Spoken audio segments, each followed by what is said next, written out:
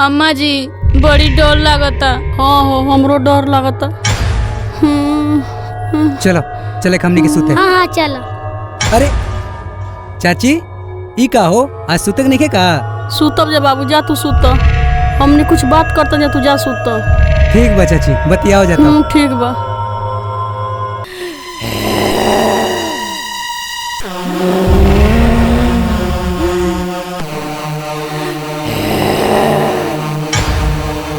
अम्मा जी हम मरल नहीं की चाहत, हमके बचा ली। तहनी के नहीं मरल चाहता, हम कौन मरल चाहता नहीं। ए जी रहुआ हमके बचा ली, हम मरल नहीं की चाहत। चुप रहो, तू तो औरी डरवा के हमार हालत खराब कइले बाड़ू। आवे दो ओकरा के देख लहल जाई। ए जी 12 बज गई। का 12 बज गई? अम्मा जी बचा ली।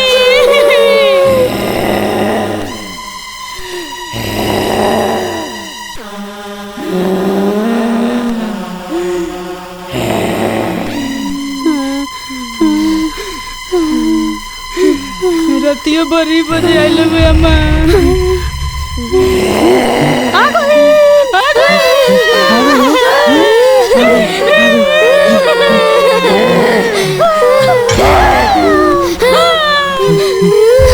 छोटे छोटे बाप को देने के।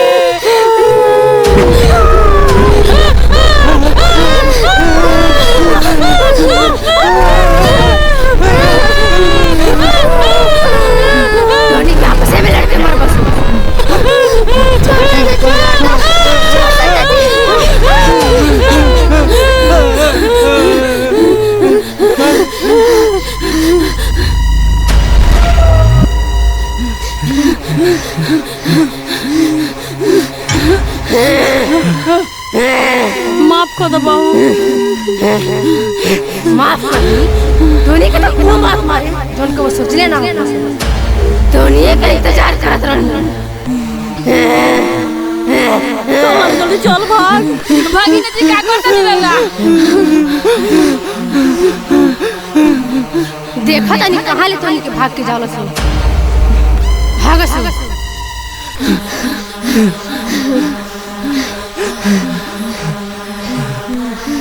चलो से बाबा लगा।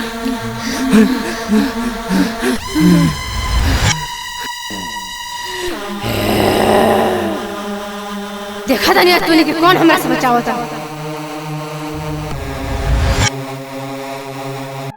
ओम ओम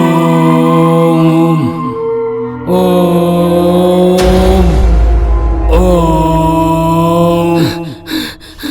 बाबा बाबा बाबा बचा ली बाबा, बचा ली बाबा, बचा ली भागला तू।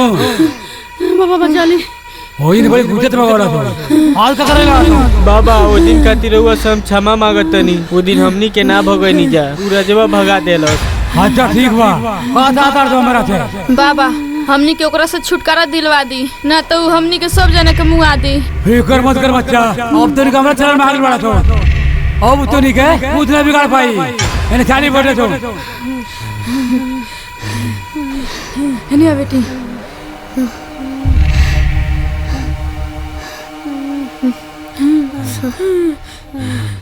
बढ़िया जाओ।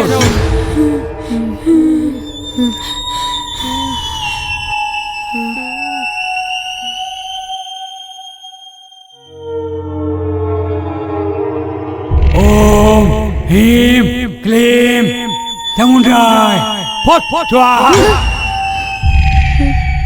ओम ह्रीम क्लीम चामुंडाय फट स्वाहा। ओम ह्रीम क्लीम चामुंडाय फट स्वाहा। आजा आजा आजा। ह्रीम क्लीम चामुंडाय फट स्वाहा। आजा आजा। देखा जो है अस्पताल में। आजा जल्दी जा।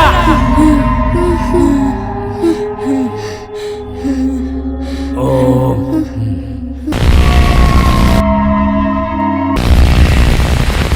ओम ओम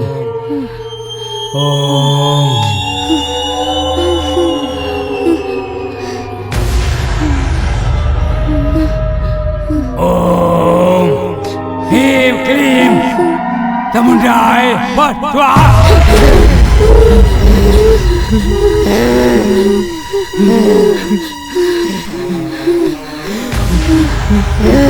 अम्मा जी ए, बचाइए। मुर्गा धुआ, दादी भाई।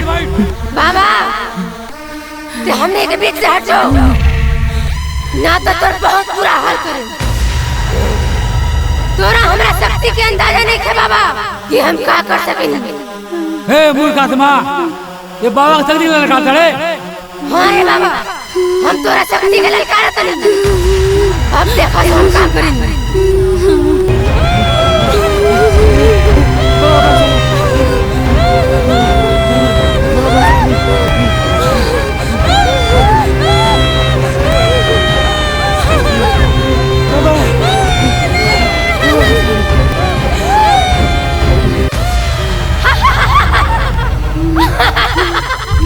देख ले हमारी शक्ति। मुर्गा धुआ, ये इतना मन में।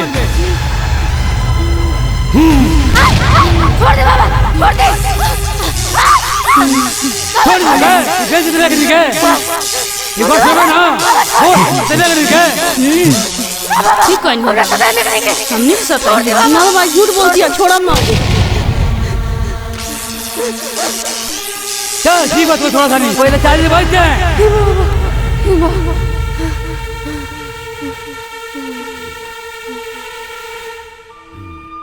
मम्मी रुको रुको बेटा, रुक जा। मम्मी बेटा।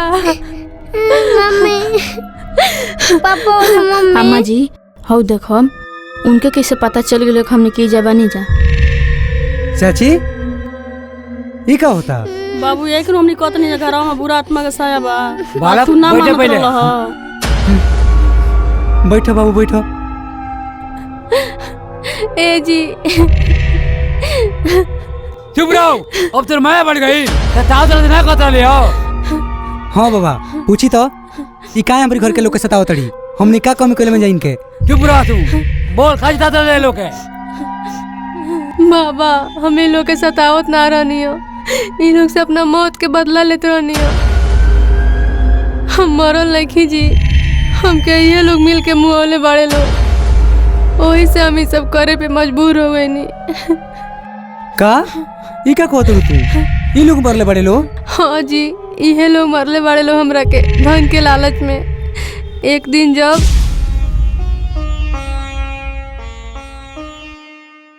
रवा हर वक्त मजाके कर रहे नी, ड्यूटी पे नहीं जाके का? जातन ड्यूटी पे हुए तरह से कहे नहीं है। ठीक बजाई। ए राजा, भैया का आवाज हो का?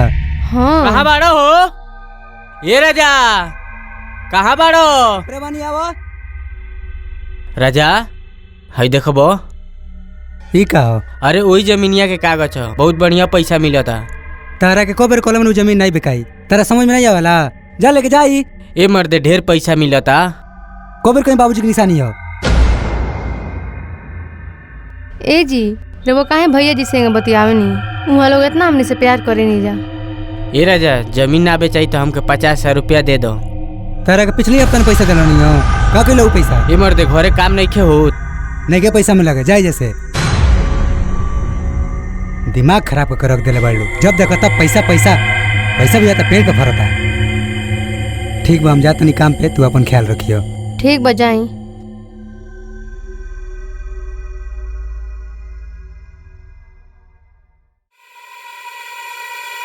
हैले माई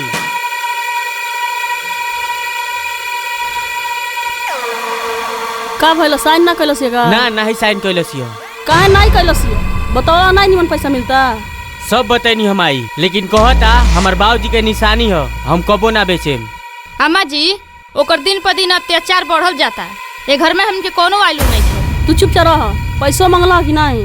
मंगनी हम आई, लेकिन कहता पिछले ही हफ्ता तक 50,000 देले रहनी हो। का कैलो हो वो हिसाब में आता, ओके हिसाब दी हम। चुप रह बेटा चुप रह। साला अपने ही घर में नौकर के तरह जियतनी, आऊ ए घर के मालिक बनल बा। बेटा तोर बापे औसन रहलन, सारी जमीन जायदाद तो कनिया नावे कर दहलन। गइलन तो हाथ में कटोरा थमा के चल गइलन। कबो ओकरी आगे भीख मांगतन जा, कबो एकरी आगे भीख मांगतन जा। हाँ अम्मा जी सही कहतनी, हमनी के खक पैसा के मोहताज भइल बन जा, आ उ दुनु बाना सो त राज रजता न सो। धैर्य रख जा, यदि सब सही हो जाई। का धैर्य रखी माई? 10 साल से तो धैर्य रखत आओ तनी, कहिया हमनी के टाइम आई? कहिया ए घर के हम मालिक बने। वहाँ के आदत खराब हो गई बा, जब नहीं तब डांटत रहतनी। अब भैयो जीव है हई, हमसे मांगले रहती, हम दे दिल रहती।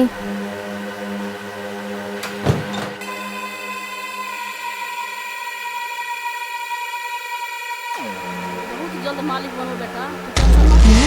बहुत समय के इंतजार करतनी बस। बनबे बेटा, बहुत जल्द मालिक बनबे। जो बाजार से जहर किन के ले आ। हां अम्मा जी सही कहता है। और जो ये तीनों कुन के जहर खिया के मुंगा देवे। एकनी से हमर जीव तंग हो गइल बाटे। आज सांझी का कनी खाना मिला के खिया देवे के। आज तीनों के मार देवे के। अम्मा जी तो सुन रहल। अरे माई फोन क के ओकरा से बतावे मत, नहीं तो सब गड़बड़ हो जाई।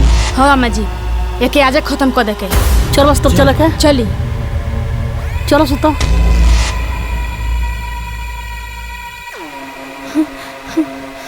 हमें लोग के कितना बढ़िया समझत रहनी हो, और ये लोग हमनी के मुआवे के चक्कर में वालो।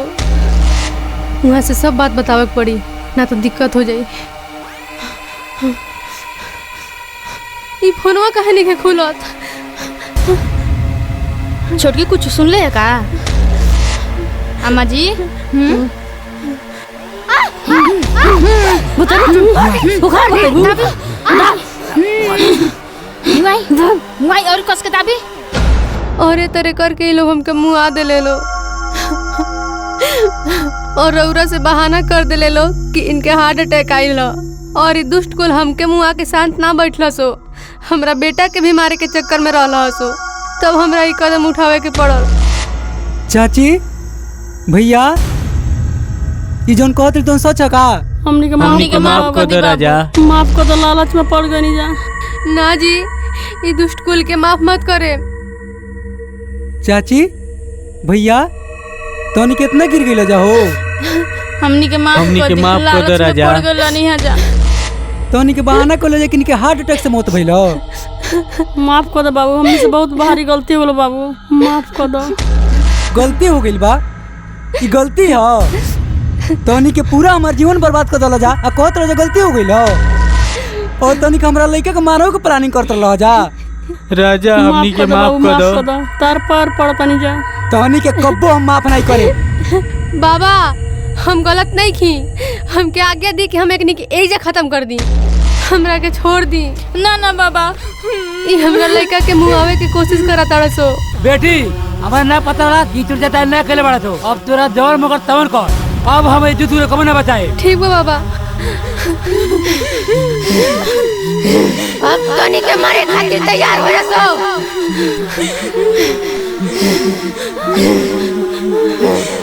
चाची माफ कर दे लोग के।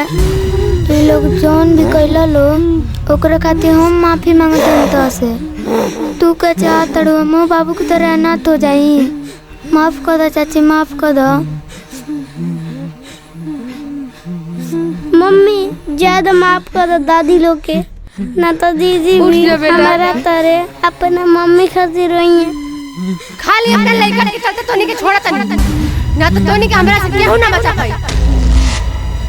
ई तो तोनी के माफ कर दली, लेकिन हम तोनी के कब्बो माफ नहीं करे। निकल जा सोये से, और नजर भी मत ऐसा दोबारा। मम्मी तुम चलो हमारा संग। ना बेटा हम ना जा सकेले। चली ना अम्मा जी, का देखो तो नहीं नहीं यार। हाँ चलो जा बाबू, अपना पापा लगे जा। ना मम्मी नहीं जाम, तुम चलो। ना बाबू अब हमके जाए के पड़ी। ना आओ मत बेटा। जा। बाबा अब हमके आज्ञा दी। जा बेटी जा। रौरा भी अब आज्ञा दी। ना मत जा। ना जी हमके जाए के पड़ी। रवो बाबू के ख्याल रखे। अब रउए ओकर माई या बाप दोनों बानी। शांत हो जा बच्चा। पापा मम्मी विधि के रोकलो। विधान हो होनी के केहू ने का चाल चपल। बाबा हमरा के माफ कर दे, हम रउरा के बड़ी गलत समझनी। कोनो बात नहीं बालक, जा। ठीक बा बाबा, तब चलो तनी जा। जा। मम्मी कहाँ गई पापा? कहीं ना बेटा, चलो ना जीत कइल जाला।